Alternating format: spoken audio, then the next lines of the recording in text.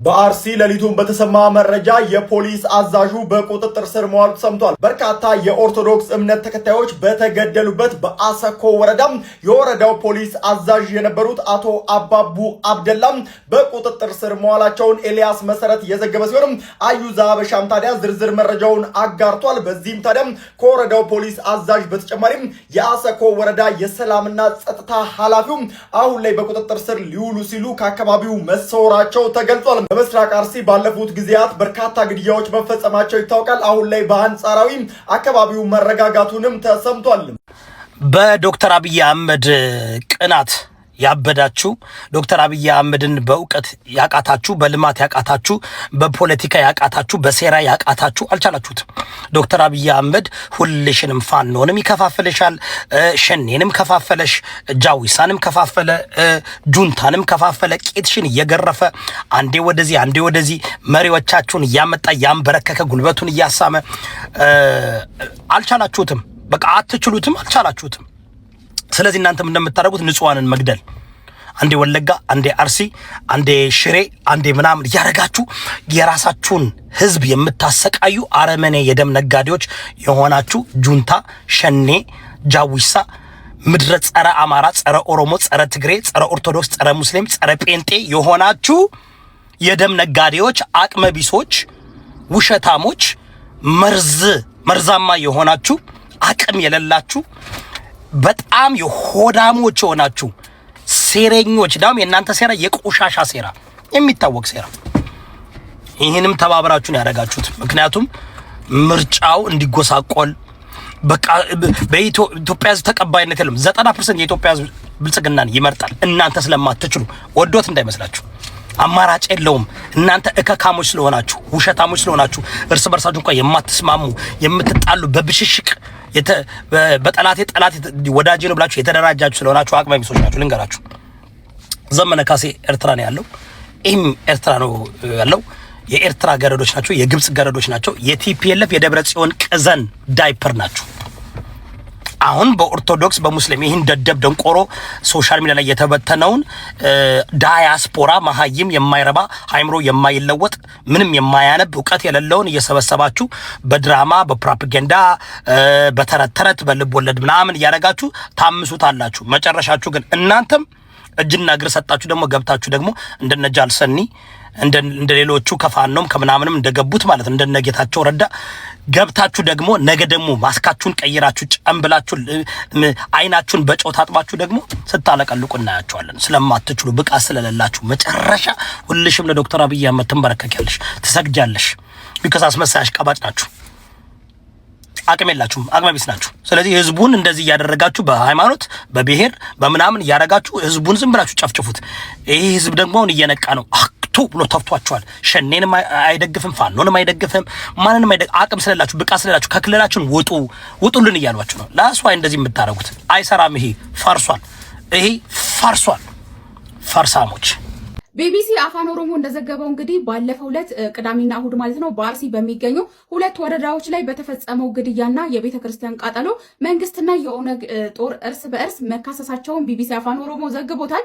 እንደ ዘገባውም ከሆነ የኦሮሚያ ክልላዊ መንግስት ኮሚኒኬሽን ቢሮ ባወጣው መግለጫ ይህንን ድርጊት የፈጸሙ የኦነግ ተዋጊዎች መሆናቸውን ገልጾ ነበር። ታዲያ ቢሮ በመግለጫው ድርጊቱን የፈጸመው 7ኛውን ብሔራዊ ምርጫ ለማደናቀፍ ዜጎችን ብሔርና በሃይማኖት እርስ በርስ እንዲጋጩ በማቀድ እንደሆነ ማስረዳቱ ተዘግቧል። የኦነግ ጦር ዋና አዛዥ ከፍተኛ አማካሪ የሆኑት አቶ ጂርና ጉደታ ስለ ጉዳዩ ከቢቢሲ ተጠይቀው በአርሲው ጥቃት ላይ እጃቸው እንደሌለበትም ገልጸዋል። ሲናገሩም ታዲያ ኦነግ እንደዚህ አይነት አሳፋሪ ድርጊት አይፈጽምም ካሉ በኋላ ታጣቂው ኃይል ምርጫውን አስመልክቶ መንገድ በመዘጋቱ የተነሳ መንግስት የኦነግን ጦር ስም ለማጥፋት ድርጊቱን እንዳስፈጸመውም ገልጸዋል። የአካባቢው ነዋሪዎችም ድርጊቱን የፈጸሙት የኦነግ ጦር አባላት መሆናቸውን መናገራቸውን በተመለከተ ከቢቢሲ የተጠየቁት አቶ ጂርና ሲመልሱ ማለትም የኦነግ ጦር ዋና ኃላፊ የሆኑት አቶ ጂርና ሲመልሱ በሰንቀሌ ወታደራዊ ካምፕ የሚሰለጥኑ ኃይሎች አሉ፣ እነዚህ የሸኔን ስም ለማጥፋት የሚሰለጥኑ ናቸውም ሲሉ ተናግረዋል። ሀሳብ አስተያየታችሁን ኮሜንት ላይ ጻፉልኝ።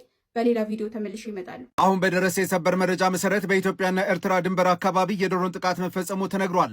የድሮን ጥቃቱ የተፈጸመው ገማሃሎ በተባለ የትግራይ ክልል ውስጥ ሲሆን ለኤርትራ ድንበር በቅርብ ርቀት ላይ የሚገኝ ቦታ ነው። እዚህ አካባቢ የህወሓት አርሚዎችና የኤርትራ ኃይሎች በስፋት የሚንቀሳቀሱበት እንደሆነም ተነግሯል። ገማሃሎ በተባለውና በዚህ የድሮን ጥቃት ተፈጸመበት በተባለው አካባቢ ላይ 9 ተሽከርካሪዎች ቆመው እንደነበር ተነግሯል። እነዚህ 9 ተሽከርካሪዎች ተሳቢ ሲሆኑ ከኤርትራ አካባቢ ተነስተው ወደ ገማሃሎ ማለትም ሽራሮ አቅራቢያ መግባታቸውን የጠቆሙት ምንጮች እነዚህ ተሽከርካሪዎች ላይ ሳይሆን አይቀርም የድሮን ጥቃቱ የተፈጸመው ብለዋል። ተሽከርካሪዎቹ የጦር መሳሪያ ሳይጭኑ እንዳልቀረም ምንጮቹ ጠቁመዋል።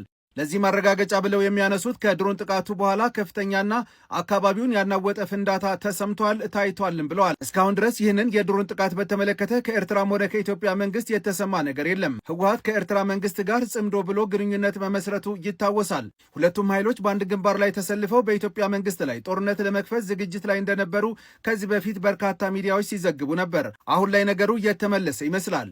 ህወሓት በአካባቢው ላይ በርካታ ወጣቶችን እያፈሰ ወደ ማሰልጠኛ እያስገባ መሆኑን የመረጃ ምንጮች ሲገልጹ ሰንብተዋል። ከአካባቢው በቀጣይ የሚገኙት መረጃዎች በዚሁ ቻናል ላይ ይቀርባሉ። የፕላስ ምልክቷን በመጫን ፎሎ አድርጉ። አመሰግናለሁ።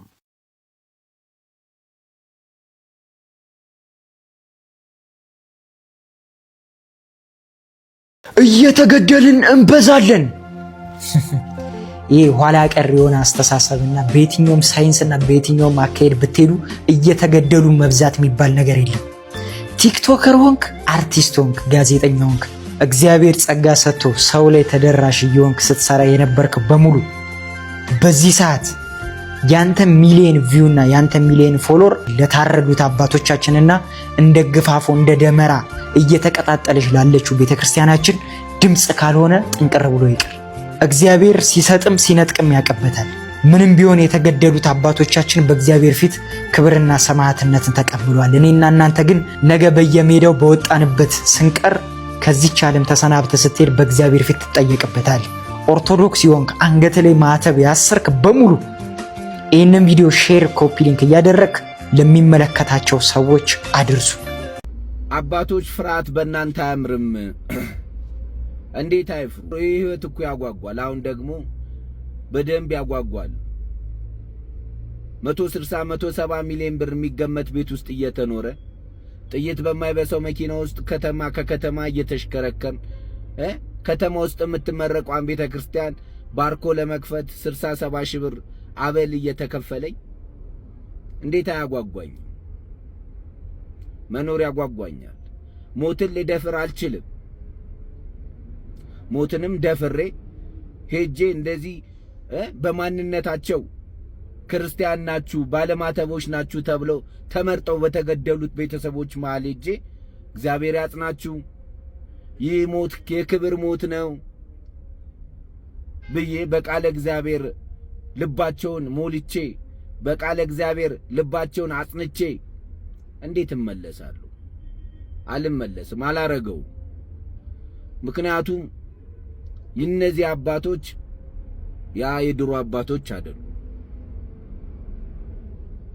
ይህ የተምታታባቸው አባቶች፣ ፖለቲካውና ሃይማኖቱ የተምታታባቸው፣ የሚሰሩትን የማያውቁ፣ መንጋው ከቤቱ ሲጎድል የማይቆረቁራቸው፣ መንጋው ከቤቱ ሲጠፋ የማይነዳቸው፣ ስላንተ መጥፋት ስላንተ ማኩረፍ ምን አገባቸው?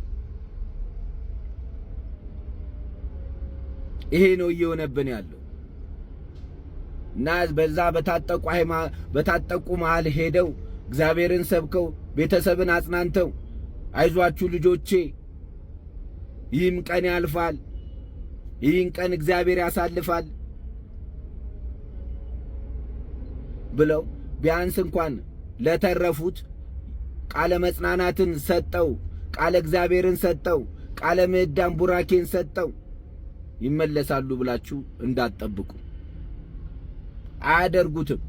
ምክንያቱም እኛ አባቶች ሞትን ደፋሪ ሳይሆን ሞትን የሚሸሹ አረ ሞት ባልመጣ አረ እድሜን በጨመርክልኝ የሚሉበት ህይወት ላይ ነው ያሉት። አሁን